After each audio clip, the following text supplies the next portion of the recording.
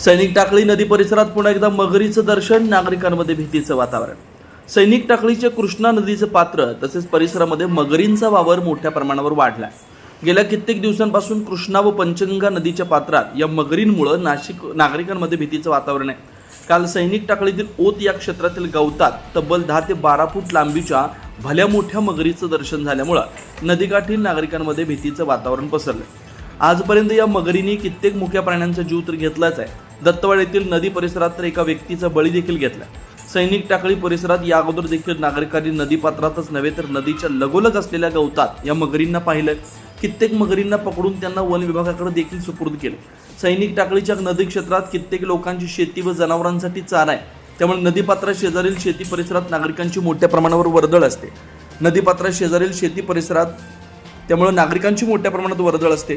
काल झालेल्या मगरीच्या दर्शनामुळे परत एकदा नागरिकांना सतर्कता बाळगावी लागणार आहे।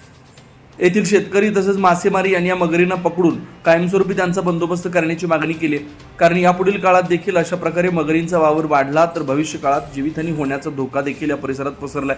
एकंदरीतच वारंवार होणाऱ्या मगरींचं दर्शन यामुळे सैनिक टाकळी, कृष्णा नदी पात्र तसेच परिसरात भीतीचं वातावरण निर्माण झालंय। सुदर्शन पाटील, शिवार न्यूज नेटवर्क।